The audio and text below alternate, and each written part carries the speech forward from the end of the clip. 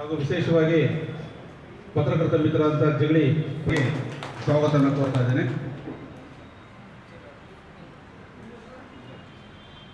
ಈ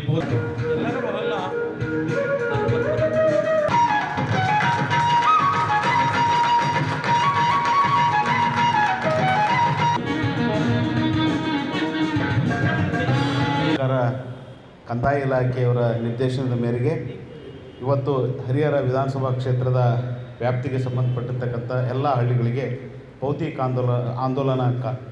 ಖಾತೆ ಆಂದೋಲನ ಕಾರ್ಯಕ್ರಮವನ್ನು ವಿದ್ಯುಕ್ತವಾಗಿ ಇವತ್ತು ಉದ್ಘಾಟಿಸಿರ್ತಕ್ಕಂಥ ಸನ್ಮಾನ್ಯ ಜನಪ್ರಿಯ ಶಾಸಕರಾಗಿರ್ತಕ್ಕಂಥ BP ಹರೀಶ್ ಸಾಹೇಬ್ರೆ ಹಾಗೂ ವೇದಿಕೆ ಮೇಲೆ ಆಸೀನರಾಗಿರ್ತಕ್ಕಂಥ ಸ್ಥಾಯಿ ಸಮಿತಿಯ ಅಧ್ಯಕ್ಷರೇ ಹಾಗೂ ಇಲ್ಲಿ ನೆರವೇರಿರ್ತಕ್ಕಂಥ ಎಲ್ಲ ಗೌರವಾನ್ವಿತ ಪುರಸಭಾ ಸದಸ್ಯರುಗಳೇ ಹಾಗೂ ನಮ್ಮ ಸುತ್ತಮುತ್ತಲಿನ ಹಳ್ಳಿಗಳಿಂದ ಆಗಮಿಸಿರ್ತಕ್ಕಂಥ ರೈತ ಬಾಂಧವರೇ, ರೈತ ಸಂಘಟನೆ ಮುಖಂಡರೇ ಹಾಗೂ ಪತ್ರಿಕಾ ಮಾಧ್ಯಮದವರೇ, ಇವತ್ತು ನಾವು ಈಗಾಗಲೇ ಪ್ರತಿಯೊಂದು ರೈತರ ಆಧಾರ್ ಸೀಡಿಂಗನ್ನು ನಾವು ಮಾಡಿದ್ದೇವೆ. ಈ ಒಂದು ಆಧಾರ್ ಸೀಡಿಂಗ್ ಮಾಡಿದಾಗ ನಮಗೆ 10,400 ಸರ್ವೆ ನಂಬರ್ಗಳಲ್ಲಿ ಖಾತೆದಾರರು ಮೃತಪಟ್ಟಿದ್ದರು. ಅಂದರೆ ರೈತರು 10,400 ಖಾತೆದಾರರು ರೈತರು ಮೃತಪಟ್ಟಿರೋದ್ರಿಂದ ಅವನ್ನ ಡೆಡ್ ರೈತರು ಅಂತಂದೇಳಿ ನಾವು ಅದನ್ನು ಆಧಾರ್ ಸೀಡಿಂಗನ್ನು ಮಾಡಿಲ್ಲ. ಸೊ ಈಗ ಸರ್ಕಾರದ ನಿರ್ದೇಶನದ ಅನುಸಾರವಾಗಿ ಆ 10,400 ಸರ್ವೆ ನಂಬರ್ಗಳಲ್ಲಿರ್ತಕ್ಕಂಥ ಖಾತೆದಾರರನ್ನ ಅವರ ಮನೆಗಳಿಗೆ ಭೇಟಿ ನೀಡಿ ಅವರ ಒಂದು ಅರ್ಜಿಗಳನ್ನು ಸ್ವೀಕಾರ ಮಾಡಿ ಅವರಿಗೆ ಅಗತ್ಯ ದಾಖಲೆಗಳನ್ನು ಸಲ್ಲಿಸಲಿಕ್ಕೆ ತಿಳಿಸಿಬಿಟ್ಟು ಈಗಾಗಲೇ ನಾವು ಒಂದು ರೌಂಡು ಡಂಗೂರು ಹಾಕಿಸ್ತಾ ಇದ್ದೀವಿ ಸರ್. ಎಲ್ಲ ಕಡೆಗೆ ಡಂಗೂರು ಸಾರಿಸಿ ಅವರಿಗೆ ನಮಗೆ ಅಗತ್ಯವಾಗಿ ಬೇಕಾಗಿರ್ತಕ್ಕಂಥ ಮೃತ ರೈತರ ಪ್ರಮಾಣ ಪತ್ರ, ಡೆತ್ ಸರ್ಟಿಫಿಕೇಟು ಮತ್ತು ವಂಶವೃಕ್ಷವನ್ನು ಹಾಕಿ ನಮಗೆ ಎಲ್ಲ ಸಂಬಂಧಪಟ್ಟ ರೈತರು ನಮ್ಮ ಗ್ರಾಮ ಲೆಕ್ಕಾಧಿಕಾರಿಗಳಿಗೆ ಕೊಟ್ಟರೆ ಇದು ಒಂದು ಆಂದೋಲನ ರೀತಿಯಲ್ಲಿ ನಾವು ತೆಗೆದುಕೊಂಡು ಪ್ರತಿಯೊಂದು ಮನೆ ರೈತರನ್ನು ಈ ಮೃತ ವಾರಸುದಾರರನ್ನು ಹುಡುಕಿ ಅವರಿಗೆ ಖಾತೆಗಳನ್ನು ಮಾಡಿಕೊಡುವುದರ ಮೂಲಕ ಈ ಒಂದು ಕಾರ್ಯಕ್ರಮವನ್ನು ಇವತ್ತು ವಿದ್ಯುಕ್ತವಾಗಿ ಚಾಲನೆಯನ್ನು ಮಾನ್ಯ ಶಾಸಕರು ನೆರವೇರಿಸಿಕೊಟ್ಟಿದ್ದಾರೆ. ತಮ್ಮೆಲ್ಲರ ಪರವಾಗಿ ಅವರಿಗೆ ಹೃತ್ಪೂರ್ವಕವಾಗಿರ್ತಕ್ಕಂಥ ಧನ್ಯವಾದಗಳನ್ನು ಅರ್ಪಿಸುತ್ತೇನೆ. ಶಾಸಕರು ಯಾವಾಗಲೂ ನಮಗೆ ಬೆನ್ನೆಲುಬಾಗಿ ನಿಂತ್ಕೊಂಡಿದ್ದಾರೆ. ಯಾವುದೇ ಸರ್ಕಾರದ ಯೋಜನೆಗಳಾಗಲಿ ಅವರು ಯಾವುದೇ ರೀತಿಯಿಂದ ನಮಗೆ ಎಲ್ಲ ರೀತಿಯಿಂದಲೂ ನಮಗೆ ಸಹಕಾರವನ್ನು ಕೊಡ್ತಾ ಇದ್ದಾರೆ. ಈ ಒಂದು ಸರ್ಕಾರದ ಯೋಜನೆಗಳು ಅಂತಂದೇಳಿ ನಮಗೆ ಬೆನ್ನೆಲುಬಾಗಿ ನಿಂತ್ಕೊಂಡಿದ್ದು ಈ ಒಂದು ಕಾರ್ಯಕ್ರಮದ ಇವತ್ತು ಭಾಳ ತುಂಬ ಬಿಡುವಿಲ್ಲದ ಸಮಯ ಇತ್ತು ಅವರಿಗೆ. ಆದರೂ ಕೂಡ ಇವತ್ತು ಈ ಒಂದು ರೈತರಿಗೆ ಭಾಳ ಉಪಯೋಗವಾಗ್ತಕ್ಕಂಥ ಒಂದು ಕಾರ್ಯಕ್ರಮ ಇದು ಜನತೆಗೆ ಮುಟ್ಟಬೇಕು, ಹಾಗಾಗಿ ಅವರು ಒಂದು ಸೂಚನೆಯನ್ನು ಕೊಡಬೇಕು ಅಂತ ಒಂದು ನಿಟ್ಟಿನಲ್ಲಿ ಈ ಕಾರ್ಯಕ್ರಮಕ್ಕೆ ಆಗಮಿಸಿದ್ದಾರೆ. ಮತ್ತೊಮ್ಮೆ ಅದನ್ನು ಹೇಳ್ತಾ ಕಂದಾಯ ಇಲಾಖೆ ಈಗಾಗಲೇ ಸಾಕಷ್ಟು ಕೆಲಸಗಳನ್ನು ಕೇವಲ ಆಧಾರ್ ಸೀಡಿಂಗು ನೋಡಿ, ಇವತ್ತು ಆಧಾರ್ ಸೀಡಿಂಗ್ 1,28,879 ನಮ್ಮ ಲ್ಯಾಂಡ್ ಓನರ್ಸ್ ಇದ್ದಾರೆ. ಅವರೆಲ್ಲರನ್ನ ಆಧಾರ್ ಕಾರ್ಡ್ ಕಲೆಕ್ಟ್ ಮಾಡಿ ಆಧಾರ್ ಸೀಡಿಂಗ್ ಮಾಡೋದು ಅಷ್ಟು ಸುಲಭದ ಕೆಲಸ ಆಗಿಲ್ಲ. ಆದರೂ ಕೂಡ ನಾವು ಹರಿಹರ ತಾಲೂಕಿನಲ್ಲಿ 94% ಪ್ರತಿಶತವನ್ನು ನಾವು ಸಾಧನೆ ಮಾಡಿದ್ದೇವೆ. ಹಾಗೆಯೇ ಸರ್ಕಾರಿ ಜಮೀನುಗಳು 2,776 ಸರ್ವೆ ನಂಬರ್ಗಳು ಸರ್ಕಾರಿ ಜಮೀನುಗಳಿವೆ. ಅವು ಎಲ್ಲವೂ ಸರ್ಕಾರಿ ಜಮೀನುಗಳನ್ನು ನಾವು ಲ್ಯಾಂಡ್ ಬೀಟ್ ಅನ್ನೋ ಆ್ಯಪ್ ಮೂಲಕ ಅವುಗಳನ್ನು ಅಳತೆ ಮಾಡಿ ಬೌಂಡ್ರಿ ಲೈನ್ ಗುರುತಿಸಿ ಅವುಗಳನ್ನು ನಾವು ಹದ್ದುಬಸ್ತಿಗೆ ಮುಂದೆ ಕ್ರಮ ತೆಗೆದುಕೊಳ್ತಾ ಇದ್ದೀವಿ. ಹಾಗೆಯೇ ಆ ಸರ್ಕಾರಿ ಜಮೀನು ಉಳಿಸ್ಬೇಕು ಅನ್ನೋ ಒಂದು ನಿಟ್ಟಿನಲ್ಲಿ ಈ ಲ್ಯಾಂಡ್ ಬೀಟ್ ಆ್ಯಪ್ ಬಂದಿದೆ. ಅದನ್ನು 100% ಕೇವಲ ಒಂದು ಮಾತ್ರ ಉಳಿದಿದೆ. 100% ನಾವು ನಮ್ಮ ಗ್ರಾಮ ಲೆಕ್ಕಾಧಿಕಾರಿಗಳು ಮಾಡಿದ್ದಾರೆ. ಹಾಗೆಯೇ ಈ ಭೌತಿ ಆಂದೋಲನ ಇವತ್ತು 10,400 ರೈತರಿಗೆ ಅಂದರೆ 4,272 ರೈತರ ಖಾತೆಗಳಿಗೆ ಅವರ ಮೃತ ವಾರಸುದಾರರನ್ನು ಹುಡುಕಿ ಅವುಗಳನ್ನು ಖಾತೆ ಮಾಡುವುದರ ಮೂಲಕ ಪ್ರತಿಯೊಂದು ಹಳ್ಳಿಯಲ್ಲಿಯೂ ಕೂಡ ಮೃತ ವಾರಸುದಾರರ ಹೆಸರಲ್ಲಿ ಇರಬಾರ್ದು ಅನ್ನೋ ಒಂದು ನಿಟ್ಟಿನಲ್ಲಿ ಈ ಒಂದು ಕ್ರಮ ಕೈಗೊಳ್ತಾ ಇದೆ. ಹಾಗೆಯೇ ನಾವು ಕಂದಾಯ ಗ್ರಾಮಗಳನ್ನು ಮಾಡಿದ್ದೇವೆ. ಈಗಾಗಲೇ 6 ಕಂದಾಯ ಗ್ರಾಮಗಳು ಸರ್ಕಾರ ಮಟ್ಟದಲ್ಲಿದ್ದೇವೆ. 2 ಕಂದಾಯ ಗ್ರಾಮಗಳಿಗೆ ನಾವು ಮೊನ್ನೆ ಹಕ್ಕುಪತ್ರಗಳನ್ನು ವಿತರಿಸಲಾಗಿದೆ. ಈಗ ಮತ್ತೆ 2 ಉಪಗ್ರಾಮಗಳನ್ನಾಗಿ ತೆಗೆದುಕೊಳ್ತಾ ಇದ್ದೇವೆ. ಒಟ್ಟಿನಲ್ಲಿ ಕಂದಾಯ ಇಲಾಖೆ ಎಲ್ಲ ಜನರಿಗೆ ಮತ್ತು ಸಾರ್ವಜನಿಕರಿಗೆ ಸದುಪಯೋಗ ಆಗ್ತಕ್ಕಂಥ ಜನಪರ ಯೋಜನೆಗಳನ್ನು ನಾವು ತಳಮಟ್ಟದಲ್ಲಿ ಗ್ರಾಸ್ರೂಟ್ ಲೆವೆಲ್ನಲ್ಲಿ ತಲುಪಿಸಲಿಕ್ಕೆ ಹಗಲಿರುಳು ಶ್ರಮಿಸ್ತಾ ಇದ್ದೇವೆ. ಅದಕ್ಕೆ ತಮ್ಮೆಲ್ಲರ ಒಂದು ಸಹಕಾರವನ್ನು ಕೂಡ ನಾನು ನಿರೀಕ್ಷಿಸಿದ್ದೇನೆ.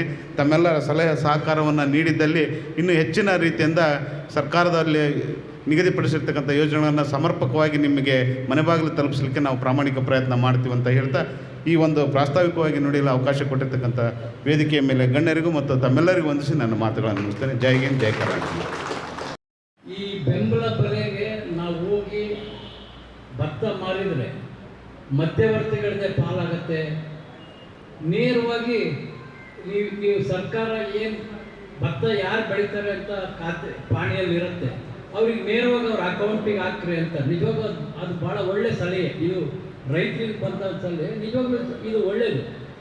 ಆದರೆ ಅವ್ರ ಖಾತೆಗೆ ಹಾಕಕ್ಕೆ ನೋಡಿ, ನಮ್ಮ ತಾಲೂಕಿನಾಗ 10,000 ಜನ ಇನ್ನು ಭೌತಿಕ ಖಾತೆ ಅವ್ರ ಹೆಸರಿಗೆ ಖಾತೆನೇ ಬಂದಿಲ್ಲ ಅಂದರೆ ಏನು ಉಪಯೋಗ? ನಾನು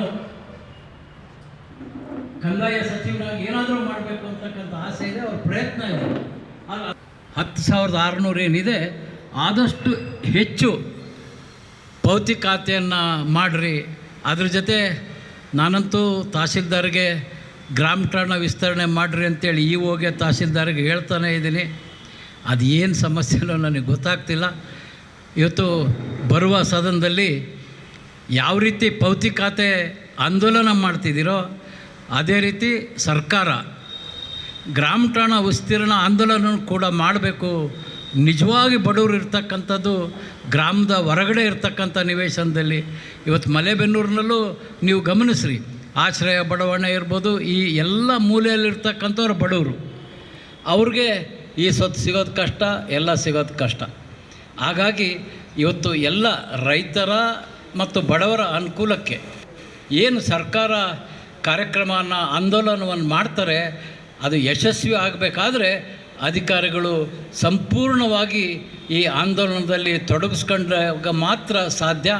ಅದನ್ನು ಗುರು ಬಸವರಾಜನವರ ತಂಡ, ರವಿಯವರು ಭಾಳ ಉತ್ಸಾಹ ಇದ್ದೀರಾ, ನೀವಿಬ್ಬರು ಮತ್ತು ನಮ್ಮ ಕಸ್ಬಾ ಡೆಪ್ಯೂಟಿ ತಹಸೀಲ್ದಾರು ಎಲ್ಲರನ್ನು ಒಳಗೊಂಡಂತೆ ಒಂದು ಉತ್ತಮ ತಂಡವನ್ನು ಮಾಡಿ ಈ ಆಂದೋಲನವನ್ನು ಯಶಸ್ವಿ ಮಾಡಿ ರೈತರ ಒಂದು ಋಣವನ್ನು ತೀರಿಸ್ತಕ್ಕಂಥ, ಇವತ್ತು ನೀವು ಸರ್ಕಾರಿ ನೌಕರರಾಗಿ ಸೇರಿದ ಮೇಲೆ ಆ ಋಣವನ್ನು ಈ ರೀತಿ ಉತ್ತಮ ಕಾರ್ಯಕ್ರಮವನ್ನು ಯಶಸ್ವಿ ಮಾಡೋದ್ರ ಮೂಲಕ ನೀವು ಮಾಡಿರಿ ಅಂತಕ್ಕಂಥ ವಿಚಾರವನ್ನು ಹೇಳ್ತಾ, ಇವತ್ತು ಭಾಳಷ್ಟು ಕಾರ್ಯಕ್ರಮ ಇರೋದ್ರಿಂದ ನಾನು ಮಾತಾಡ್ತೀನಿ.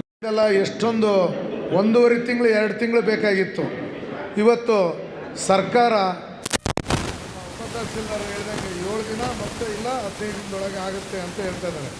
ಇದು ಒಂದು ಒಳ್ಳೆಯ ಕೆಲಸ. ಯಾಕಂದರೆ 2 ತಿಂಗಳಾದರೂ ಏನಾದರೂ ಒಂದೊಂದು ಅರ್ಜಿ ಮುಖಾಂತರ ಮತ್ತು ತೊಡರಾಗಿರೋವು, ಆದರೂ ಅವರು ಕೆಲವೊಂದು ಸಿಂಪಲ್ಲಾಗಿ ದಾಖಲೆ ಹೇಳಿದ್ದಾರೆ. ಆ ಮುಖಾಂತರ ಇವತ್ತು ನಮ್ಮ ರೈತ ಬಾಂಧವರು ಯಾರೇ ಒಂದು ಭೌತಿಕ ಖಾತೆ ಆದರೆ ಅಜ್ಜಿನ ಅಂತ ಆದರೆ ತಪ್ಪಲ್ಲ, ಅದು ನನಗೆ ಗೊತ್ತಿದೆ.